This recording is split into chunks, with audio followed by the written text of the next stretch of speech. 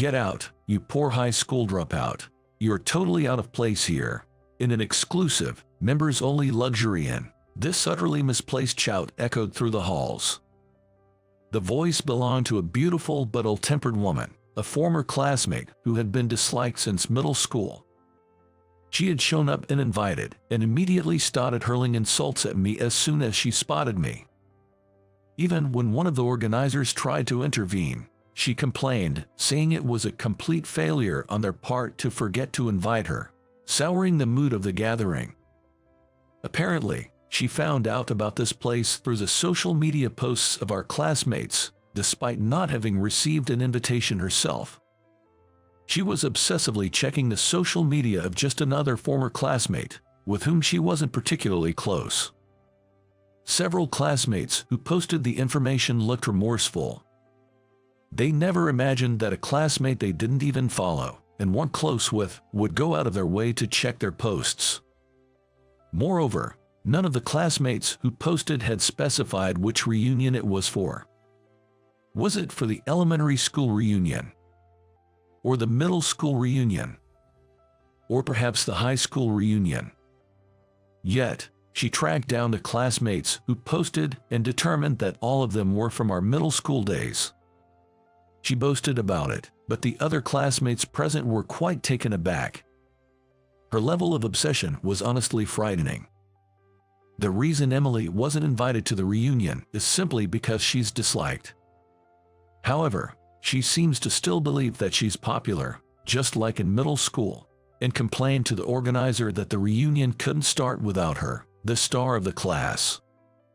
When the organizer apologized for not inviting her, she snorted in triumph. Then, noticing I was still there, she started to harass me again. Her loud and bothersome yelling was extremely annoying. The commotion was a nuisance to the inn and was obviously making the other classmates uncomfortable. I asked if I should really leave. She said that it was indeed a nuisance that I was there, so I decided to leave. The classmates tried to stop me, but I told them not to worry about me and opened the door to leave.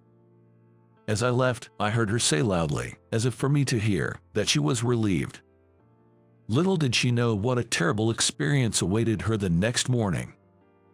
I'm Jack, 34 years old. In a few months, I'll turn 35. I live with my grandmother and parents, a family of 4. The place I was just ousted from was a private section of a high-end, traditional inn, accessible only by referral. This inn was rented out for our reunion, which was essentially a gathering of middle school classmates. We've always called any such gatherings, whether they were class or age group reunions, simply reunions. And the person who treated me like a pauper and drove me out of the reunion venue was my middle school classmate, Emily. Ever since middle school, Emily had always flaunted her status as a president's daughter, lording it over everyone, and was disliked by her classmates. The company her father owned wasn't large enough to warrant such behavior, which all of us classmates knew. Sure, she was technically a president's daughter, but that didn't justify looking down on others. Emily always acted superior to everyone, but she especially looked down on me, calling me poor. Probably because I wasn't the type to show my emotions much, which Emily didn't find amusing. Even when Emily hurled insults at me, I just ignored them and didn't respond or break down crying like some other classmates. I was frustrated, but I didn't show it. I felt it was pointless to talk back. I think I have an idea why Emily assumed I was poor. It was probably because I was living with my mother at the time, so she might have thought we were a single-parent family. In Emily's mind, a single-parent family equaled poverty, and that's why she believed I was poor. It seemed pointless to argue with someone like Emily, who held such prejudiced beliefs. While I was living just with my mother at that time, we weren't a single-parent family. It might seem like a single-parent situation since my father wasn't living with us, but we were financially supported by him. My father, a Japanese American, is an international lawyer with legal qualifications in both Japan and California. He worked at a large law firm with offices around the world, specifically in their California office. However, when I was in the 4th grade of elementary school, he was transferred to Japan. At that time, my mother and I considered moving to Japan with him, but there was a reason we didn't. My mother's parents. In other words, my grandparents hadn't accepted my father even after 10 years of marriage. To convince them, my mother and I decided to stay in California. My grandparents, while not accepting my father, were always affectionate towards me. It seems my mother didn't want to take away the loving grandparents I had.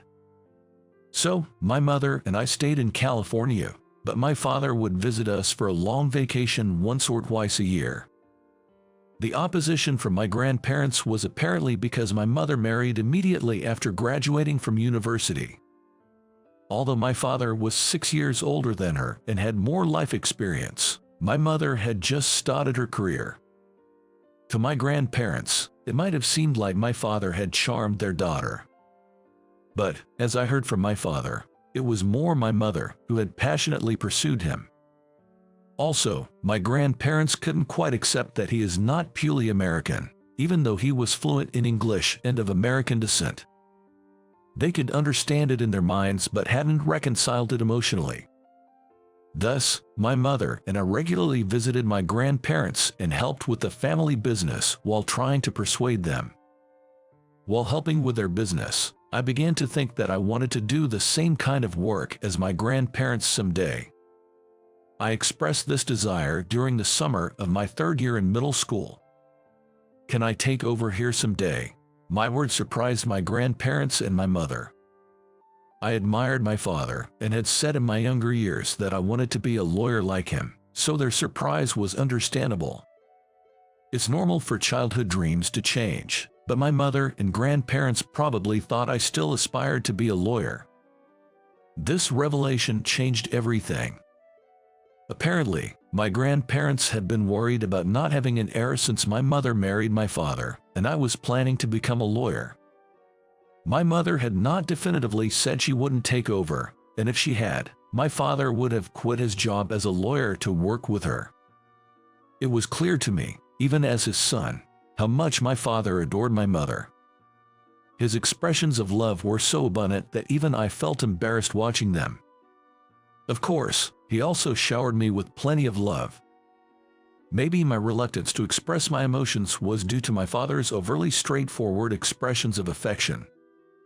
When I expressed interest in taking over my grandparents' business, my father started talking about quitting his job and moving back to America in the future. I thought it was a waste since he had achieved his dream of becoming a lawyer. But he didn't want to live apart from me and my mother. As my mother and I worried about this, my grandfather said, "Jack can take over when he's an adult," and suggested that I live with my father in Japan. My grandmother also supported this, saying it was strange for the family to live apart for so long. Effectively, they had accepted my father. So, it was decided that I would move to Japan as soon as I graduated from middle school. After that, it was a whirlwind of activity. From obtaining a visa to preparing for the move and selecting schools, and so on. There was so much to do. Eventually, I went to high school and college in Japan and returned to America at 22 to start preparing to take over my grandparents' business. When it was decided that I would return to America, my father said he would quit his job and come back with me, but my mother wanted to stay in Japan and persuaded him to stay. My mother probably didn't seriously want to stay in Japan, but she might have insisted on it to prevent my father from quitting his dream job. Thus, I began living with my grandparents to prepare for taking over the family business. Usually gentle, my grandparents were strict when it came to work. If I slacked off even a little, they would scold me mercilessly. Some time passed under their strict guidance as a successor, when suddenly my grandfather fell sick. He was already 74 years old. Despite still working, his body must have reached its limits.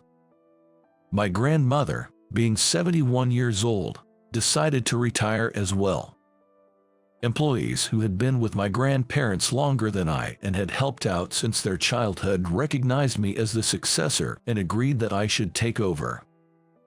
There were still some uncertainties, but I decided to move forward with guidance from my grandparents.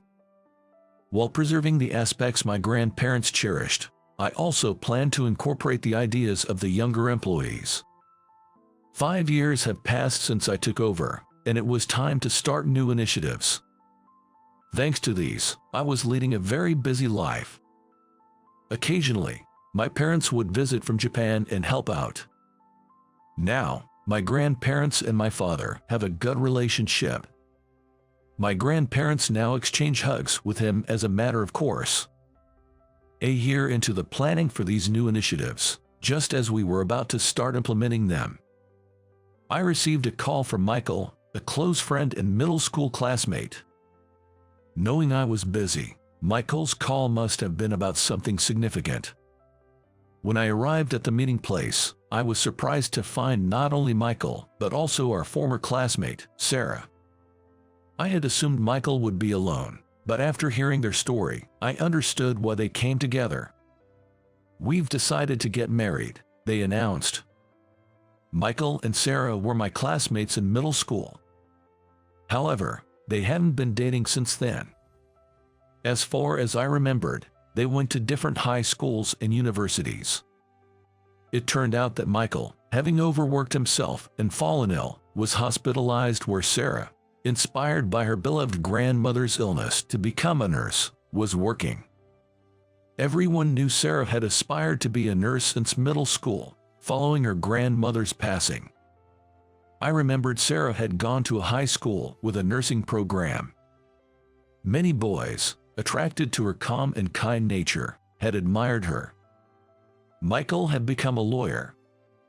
Michael and I have been childhood friends.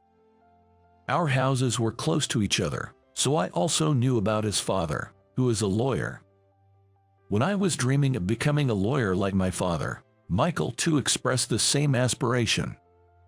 Though I chose a different path, Michael had realized his dream of becoming a lawyer. His strong sense of justice made him a natural fit for the role, often being the peacemaker in our class. Their marriage news was significant. Sarah, the class's Madonna, and Michael, known for his strong sense of justice. I was curious about the reaction of our classmates. They planned to announce their marriage in the class group chat, but Michael wanted to tell me face to face. I was touched by Michael's sentiment, feeling a mix of happiness and embarrassment. Despite receiving overt expressions of love from my family, it felt different coming from a close friend. Wanting to reciprocate Michael's feelings, I suggested, "Why don't we organize a reunion?" The marriage of Michael and Sarah, who were central figures in our class, was quite a significant event.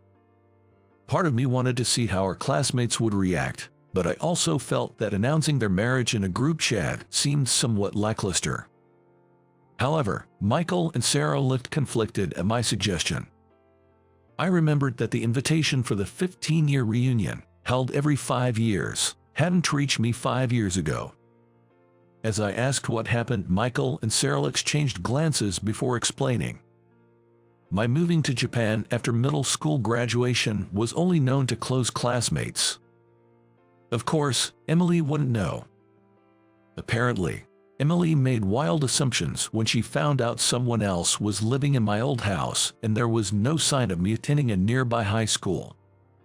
She had been spreading false rumors among our classmates, claiming that I had run away in the night due to poverty or that I was working at a construction site because I couldn't afford high school. Of course, my friends who knew I had moved to Japan corrected Emily's fabrications, and now, nobody believes her lies. However, due to these lies, Emily became even more disliked and ended up being excluded from a group chat created without her. Currently, the group chat with Emily in it is hardly functioning. Despite the fact that Emily was a classmate, the truth is that for both the 5th and 10th year reunions, she was sent invitations but never responded. However, she showed up unannounced on the day of both reunions, saying nonsensically, "It's dull without me, right?" and didn't even pay a participation fee. This led to discussions about discontinuing the reunions if it meant having to invite Emily.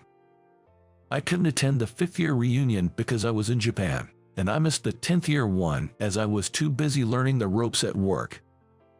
Since then, only close friends have been gathering, almost like small reunions. Michael and Sarah were worried about hosting a reunion, concerned that Emily's attendance would spoil the atmosphere. While I could easily ignore Emily's provocations, the thought of her ruining the reunion's mood was something even I wanted to avoid. So, I suggested this. I suggested that we should ask everyone in the class group chat created without Emily. I had anticipated that the consensus would be not to invite her, given the existence of an Emily-free chat group, but I never expected the opinion in favor of inviting her to be zero. I was surprised that not even one person, not even Michael or Sarah, thought it might be better to invite her despite disliking her. There was even a significant number of voices saying they wouldn't attend if Emily was there. Apparently, Emily had been looking down on and verbally abusing her classmates in high school and college too. The chat was soon filled with complaints from classmates who had been her victims. To change the topic, Michael posted a comment, volunteering himself and Sarah as organizers. Thanks to that, the conversation shifted from bad-mouthing Emily to planning the reunion. Typical of justice-driven Michael. After all, watching a chat filled with insults isn't exactly pleasant. On the day of the reunion, one by one, former classmates began to gather at the venue. This time, the reunion was held in a rented private section of an exclusive, members-only luxury inn, where entry is not possible without an invitation. Seeing everyone impressed with the venue filled me with joy. As the start time approached, Michael and Sarah took the microphone for the opening address. But then, with a flushed face, Michael announced, "We're getting married." The room went silent for a moment. But soon, congratulations started flying from all around, and the venue was enveloped in a festive atmosphere. Michael and Sarah were quickly surrounded by a crowd, bombarded with questions. Watching them shyly answer, I was moved to tears. Though I'm not good at showing emotions, tears of happiness seem to flow naturally. Maybe with age, I've become more like my father, who is generous with his emotions. I imagined my father would be openly weeping and expressing his joy at such a moment, which brought a smile to my face. Thinking back to our middle school days brought a wave of nostalgia. Despite Emily, our class was famously close-knit. Some of us were even asked by seniors in our club activities how we managed to become so close. Additionally, there were those who were told by friends from other classes that our closeness was almost weirdly strong. Our homeroom teacher had once expressed concern that our close relationships might distract us from studying for exams. Even after 20 years, it seems our bond hasn't changed. The venue, initially buzzing with Michael and Sarah's surprise marriage announcement, settled down as everyone began to share their recent updates. Suddenly, there was a commotion near the corridor connecting the main building to the annex. I could see an employee trying to stop someone. Not just me, standing near the entrance, but most of the attendees started to notice as the voices grew louder. Then, from the entrance where all eyes were now focused, Emily made her appearance. As all eyes turned towards the entrance, Emily appeared, bursting through the sliding doors and yelling, "How dare you not invite me?" Her misplaced shouts echoed through the exclusive, members-only luxury inn. Despite being over 30, Emily still being selfish, which made me sigh in disbelief. Noticing me near the entrance, she turned and shouted, "The high school dropout and poor person should just leave. You're out of place here." Emily had always been beautiful, but now her unpleasant personality was evident on her face. I know I shouldn't judge people by their appearances, but having been bothered by her since the old days, please forgive me for thinking this way. Uninvited, yet here she was, hurling abuse. I told her, "This isn't a reunion, it's an open house." This gathering was officially an open house. That's why the sign at the inn's entrance also said open house. After deciding not to invite her in the group chat, I proposed this idea to Michael and Sarah, who were concerned about not inviting one person due to their strong sense of justice and kindness. A grand open house for the newly built annex, with old friends happening to be the invitees. This provided a pretext that it was just a coincidence that the invitees were old friends. Hearing my suggestion, Michael and Sarah, who probably didn't want to deal with her anyway, quickly agreed. Startled at first, Emily then began to rant, realizing that the gathered attendees were all classmates, making it obvious that this was a reunion. As the commotion grew, Sarah stepped forward and Emily accused her. "You're disqualified as an organizer for forgetting to invite me." Emily began berating Sarah, proudly explaining how she discovered this reunion. It seems she had scoured the social media of former classmates with whom she had no interaction to get this information. Classmates who had posted about the reunion looked apologetic, probably never imagining Emily would go to such lengths to check their accounts. The classmates who had posted about the reunion had all refrained from specifying which one it was. Was it the elementary school reunion? Or the middle school one? Maybe the high school reunion? Nevertheless, Emily meticulously searched through her former classmates' posts, determining that they were all from her middle school days. Her obsession to go to such lengths was truly frightening. I wasn't the only one who felt this way. Murmurs of fear were audible among the attendees. She then claimed her job as an influencer made her adept at gathering information. However, her SNS followers, barely reaching 100, were a known fact in the earlier group chat. She was, in essence, a self-proclaimed influencer. Unaware of her unpopularity, she insisted, "The party doesn't start without popular me," and confronted Sarah. As Sarah apologized, Emily smirked triumphantly. Noticing me, she began to hassle me again. Her loud ranting was nothing short of a nuisance. With the potential disturbance to the inn and the discomfort of the classmates, I had had enough. "If you're going to say that, should I just leave?" I asked her. She insisted it was more of a nuisance having me around. "All right then, I'll leave the rest to you." As I announced my intention to leave the venue, my classmates tried to stop me. Observing this, Emily burst out laughing and said, "Isn't it ridiculous to hold back a dropout to a guy like him?" I assured my classmates, asking them to enjoy themselves, and stepped outside. Emily's voice, claiming relief at my departure, followed me out. Knowing the trouble she would face the next day, I couldn't help but find it ironic. The next morning, Emily's loud voice echoed in the inn's lobby. After each attendee had settled their bills, Emily, who was the last to pay, saw the bill and exclaimed in shock, "What's with this amount?" Confronted with a bill of $25,000, she was in shock. Being just a self-claimed influencer, it was a sum she couldn't afford.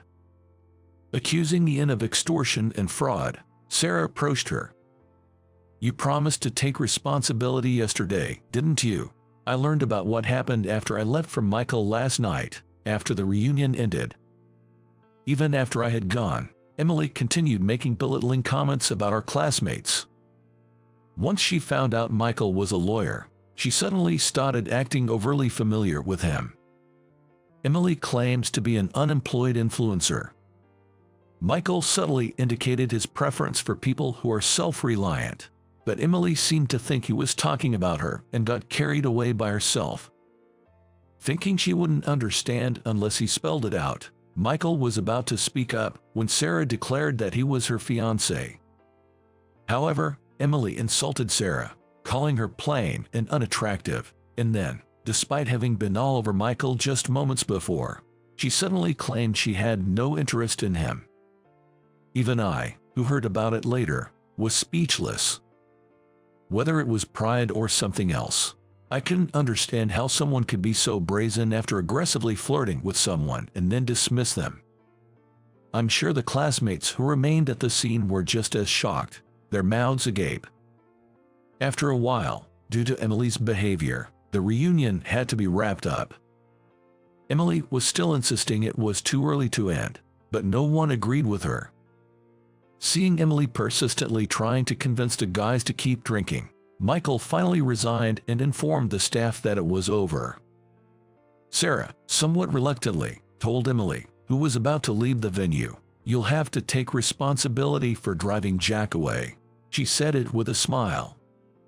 Michael, telling me this, looked a bit scared, as if foreseeing a future where he'd be completely under Sarah's thumb. I couldn't help but laugh a bit.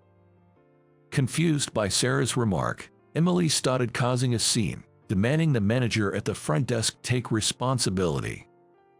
When I showed up, knowing this would happen, Emily looked visibly disgusted and said, "Still here, you poor thing. Just disappear." So when I said, "Didn't you call me here?" she was dumbfounded. In reality, I inherited this traditional inn from my grandparents and am currently running it. The annex used for the reunion was built as part of a new initiative planned since last year. In this era, just being a traditional inn isn't enough to attract customers. Hence, we plan to make the annex, which is available even to walk-ins. We're considering renting it out for weddings and corporate retreats in the future. I had planned for the reunion participants to fill out surveys as monitors, so I could consider future plans based on their feedback. I wanted to provide an appropriate venue for Michael's marriage announcement, being a close friend. However, I knew Michael would have hesitated if he knew the real reason. That's why I invited everyone under the guise of a viewing party. Emily, who refused to believe a poor dropout could run a luxury inn, was adamant even after I explained everything. So Michael chimed in, "It might be odd for me to speak about someone else's family, but I think Jack's family is probably richer than Emily's." He explained that this was my mother's family's inn, and my father was an international lawyer. Emily stopped calling me poor, but she made excuses, saying she didn't agree to any payment. However, I had clearly explained to her last night that it was a viewing party. She was the one who assumed it was a reunion just because her classmates were there. Still, Emily insisted the amount was exorbitant. I had no choice but to meticulously explain the breakdown of the amount. The viewing party participants, as monitors, had a fee of $200. There was a condition that participants had to fill out a survey. Part of the purpose was for me, the proprietor, to observe the participants' genuine reactions. But since I was driven out by Emily, I couldn't see their reactions.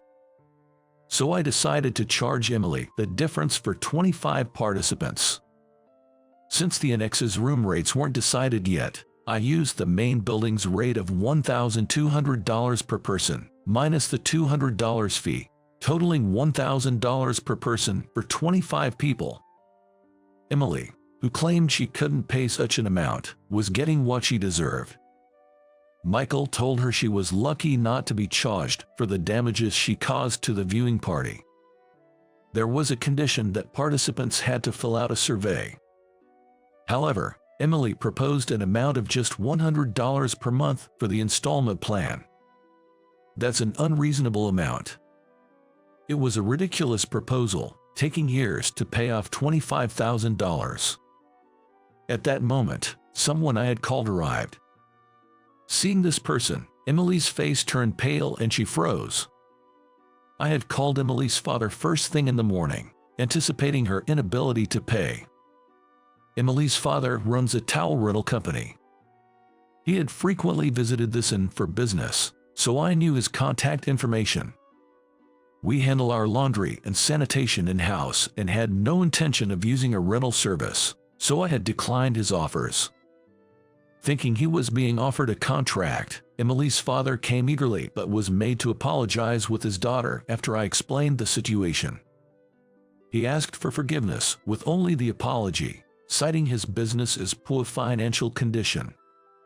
Like father, like daughter, I thought, almost admiringly, in a way. Forgiving them now would just lead to more of Emily's rampages. Even in such a situation, she had the nerve to say, "I'll marry you," showing no signs of remorse. When I mentioned calling our legal advisor, Emily burst into tears. Upon seeing this, Michael advised Emily's father, who was sitting there in shock, to quickly take the crying Emily out of the front area to avoid any disturbance to the inn's operation. Then, Emily's father hastily grabbed her arm and led her outside. Emily's father's towel rental company wasn't well regarded in the hotel industry. It was notorious for delivering towels with mold or unremoved stains. Because of such sloppy service, I heard that the company was losing contracts rapidly. I also heard that Emily's father tried to make absurd requests like asking for contracts in exchange for marrying off his beautiful daughter. Emily, silent, was indeed beautiful. There were rumors about someone who, charmed by her photos, agreed to a blind date, only to be completely turned off by her personality. Emily, learning that her father's company was facing bankruptcy, must have forced her way into the reunion, seeking a new source to leech off. Unfortunately for her, none of her classmates, who knew her personality, were interested in dating her. Afterwards, Michael handled the task of informing Emily and her father's company about the financial responsibilities for this incident. Michael has been serving as the legal advisor for the inn for the past 2 years. 2 years ago, my parents returned to America. At that time, Michael, who had always admired my father, decided to leave his office job and study under my father's guidance. My father, intending to retire upon returning to America, was persuaded by Michael's passion and decided to open his own law firm. While my father is the representative, Michael handles most of the operations. It's decided that Michael will take over the firm, with my father supporting him until he's ready to lead on his own. Nowadays, my father spends most of his time at the inn, so it won't be long before Michael becomes the head. As for Emily's payment, which she couldn't afford, my parents ended up covering it. However, the commotion she caused at the inn's front desk became known, leading to the bankruptcy of her father's company. Fed up with her husband's doting on their willful daughter, Emily's mother left the family. Emily and her father moved to a small apartment where they are living by working multiple jobs. As for me, I continue to work hard at the inn. My grandfather passed away last year, but I live happily with my parents and grandmother. The opening of the new annex, which I've been planning since last year, is finally set. The first guests will be Michael and Sarah. Michael and Sarah decided to use the annex wedding plan at our inn. We agreed to offer it at a discounted rate in exchange for using their wedding for future advertising. Even without the advertising deal, I would have been happy to provide it at a discount, but knowing Michael and Sarah, they would insist on paying the regular rate. Since Michael knows the regular rates as our legal advisor, I couldn't deceive him. So, we agreed on them modeling for us. Watching their happy moments makes me want to get married too, but I don't have anyone in mind. What about Emily? No way. That's one thing that's absolutely out of the question.